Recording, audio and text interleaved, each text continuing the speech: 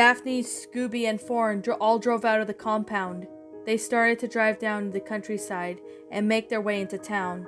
When they suddenly got into town, the streets were all quiet. Suddenly, a car shut itself off. "Why did the car stop?" Daphne asked. Fawn tried to turn the car back on, but no matter how hard she tries, the car will not turn back on. "The car's battery is dead," Fawn groaned in frustration. Said as she groaned in frustration. She, along with Daphne and Scooby, have to walk the rest of the way. At least they were in town, and the car didn't stop in the middle of nowhere. Scooby looked around. It was really quiet. "This walking is hurting my feet," Daphne groaned. "I know, Daphne. Mine too. The pharmacy should be around here somewhere," Fawn replied. The smell of decaying bodies were a bad stench to their noses, but they held back their vomit at this point.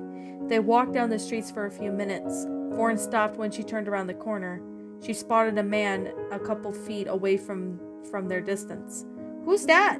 Daphne asked Fawn. "It might be another survivor, or one of the infected," Fawn replied. She had a feeling the man was infected, but she wasn't sure if he was or not. She turned to Daphne.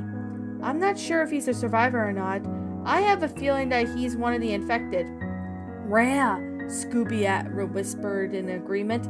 "Let's sneak around him. The pharmacy isn't far now," Fawn said. She, along with Daphne and Scooby, snuck around the man. He didn't notice them when the girls and Scooby got to the pharmacy. The door was locked.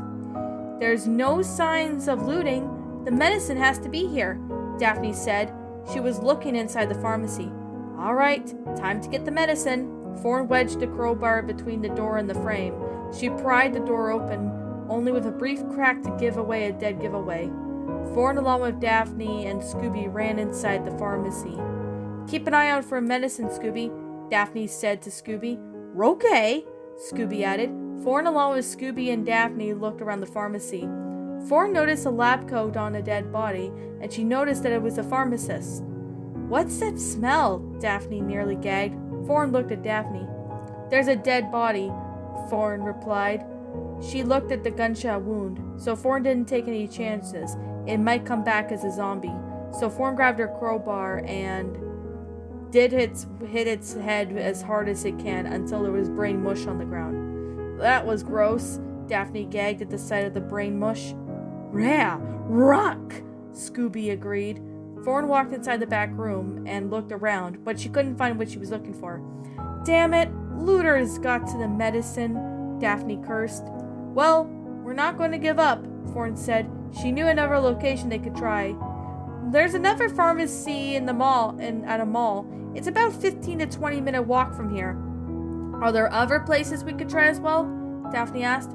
"Well, there is, but I don't want to risk us getting killed," Fawn replied. "So we'll head off to the pharmacy in the mall." Fawn, along with Daphne and Scooby, pressed on towards the local mall. It had been the only place they knew that had a pharmacy.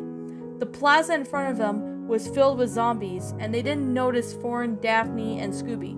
"How are we going to get in?" Daphne asked. "I'm not sure. There's no way we could run past them to the mall," Fawn replied.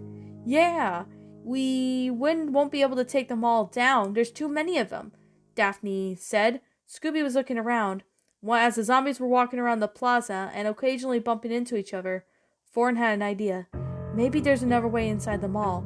They always have back doors to get inside," Fawn said to Daphne. "Will that work?" Daphne asks. "What about the zombies? We could sneak around them by using these cars, as if they don't know we're here," Fawn replied. She, along with Daphne and Scooby, snuck into the horde of zombies. They were quiet and quick. They managed to get to the front doors of the mall, but only found out the doors were locked. "Damn it, they're locked!" Daphne cursed. Fawn muttered under her breath at this point. "How will we all get in?" Fawn asked Daphne. "I don't know, Fawn. Just thinking of something," Daphne whispered to Fawn. Scooby looked around to make sure none of the zombies took notice of what the girls were arguing. "There's a back door behind the mall. We can get in for that," Fawn said. Daphne liked the plan, and Scooby liked it. "Let's sneak at the back, carefully and quietly," Daphne added, as she and Fawn and Scooby all snuck quietly to get to the back of the mall. Once they got to the back door of the mall, they quietly snuck inside. "Well, this door is strong and will hold for a while," Fawn started. "It's small enough to prevent a large group of infected from pushing it out at once," But however, leaving alone definitely poses as a risk. Why don't we lock the door and find something to barricade with? Daphne suggested. Great idea, Daphne. It'll hold them off for a while. Hopefully it does, Thorn said as she closed the bolts on the door and locked it. Then she and Daphne found some old chairs and tables to wedge them near the front door. How long will it hold them off for? Daphne asked. Just long enough for us to get the medicine and get out of here, Thorn replied. She, Scooby, and Daphne walked through a narrow hallway where there were storage rooms in the area, but they weren't sure if it was safe or not. I think we should check out the rooms, Daphne suggested. There might be some zombies that snuck in there. Rhea! Scooby added. They all checked the rooms, and luckily they didn't see any zombies in any of the rooms. Just to be safe, Thorn along with Daphne and Scooby closed the storage room doors and wedged chairs under the door handles. That way, if there were zombies inside, they would have a hard time breaking free. As soon as they all walked out of the hallway, they were inside the front of the mall.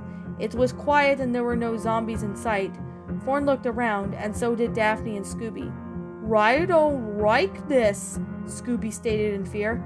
I don't either, but we have to get the medicine, Thorn replied. As Daphne looked around the corners in the stores in the mall, they were all closed by shutters, and something was telling her that there are more survivors around.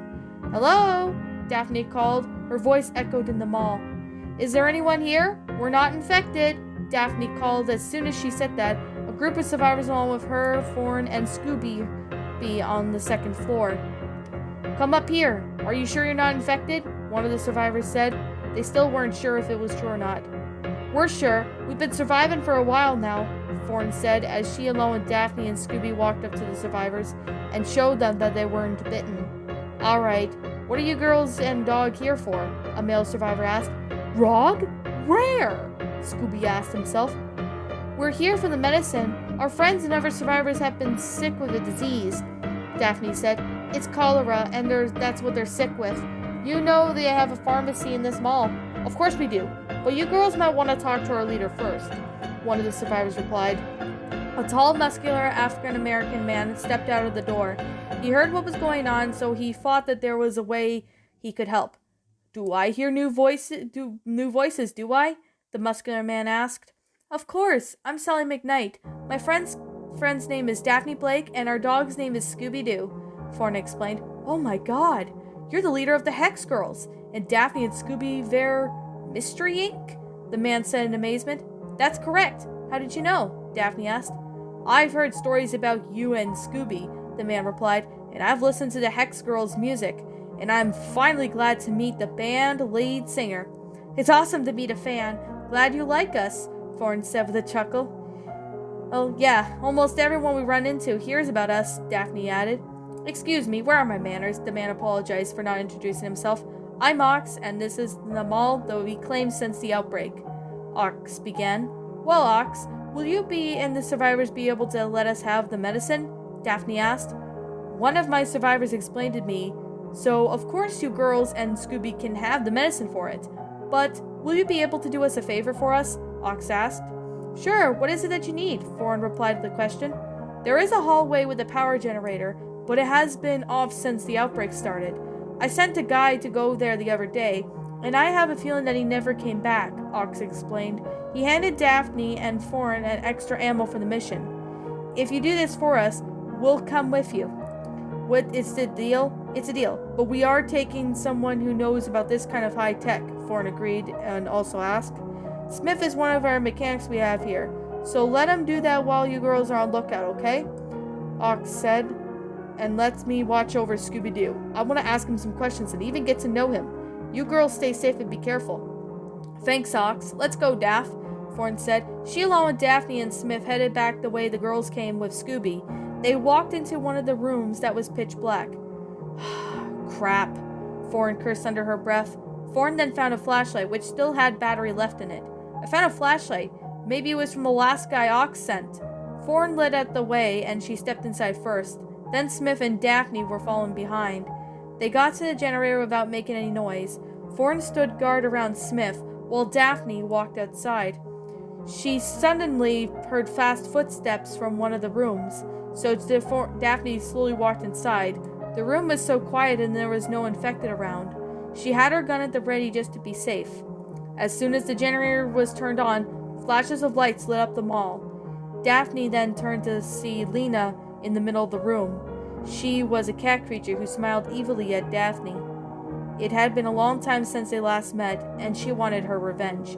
"Hello, pretty girl," Lena said as she charged towards Daphne. Daphne turned around and ran out of the room just in time, slammed the door right in front of Lena, and then a small group of zombies then took notice on Thorn and Daphne. The girls shot down the zombies and then rushed to Smith, who was bleeding on his leg heavily. So Thorn got her first aid kit and bandaged up the wound as best as she could. She and Daphne helped Smith up, and luckily the zombies, who were behind the closed doors in the hallway, were struggling with the chairs being wedged. It really helped them a lot. "We gotta warn Ox and his men. I have a feeling that crap is going to hit the fan at any second," Thorn said to Daphne. "No crap, Thorn. We almost got screwed right there," Daphne sighed in reply. The girls brought Smith up to the mall and found the basement hallway. Everyone was already celebrating. Since the power came back on, they were busy preparing hot food and drinks. "Daphne, Sally," Ox greeted the girls as Scooby offered the girls food and drinks. Ox then noticed Smith was bleeding, and he got worried. "Smith, you okay? What happened?" "I'm not sure what happened. A small horde tried to attack us," Thorn replied. "Nurses, take Smith to a room to heal him." Ox ordered the female survivor to take care of Smith. He then turned to the girls. "Was he bitten?" "I don't know. I might have shot him by accident, but we don't know," Thorn panicked. Hey, girl, it's okay. What matters is that no one died," Ox replied. Daphne and Thorn saw Scooby offering everyone food and drinks. "Thanks, Scooby," Daphne said as she took a hot dog from him. Thorn did the same thing and realized that she almost forgot something. "The infected will be inside soon. The door from the alleyway, that's where me, Daphne, and along with Scooby came in, and they're going to bust in any minute. We have to act quickly," Thorn said to Ox. Ox barked orders at his guards and his team to get the guns ready, and as soon as everyone got to the second floor, the basement door burst open, and a swarm of zombies began to attack. The guards gunned down the first wave, but more and more of them just kept coming. "We won't be able to hold them off long enough, girls. We gotta get the medicine and get out of here," Ox said to Thorn and Daphne. Scooby was already at the pharmacy. "Let's go," Thorn said as she, along with Ox and Daphne, followed to the pharmacy. Scooby was already looking around for the medicine that they needed. Ox closed the shutters behind them. The whole pharmacy hadn't been touched by looters. I round the medicine," Scooby said, as he showed Daphne and Thorn all the medicine they needed. "This will save everyone. Let's pack as much as we could," Daphne said, as she, along with Scooby, Thorn, and Ox, packed Scooby's saddlebag with much as they can carry.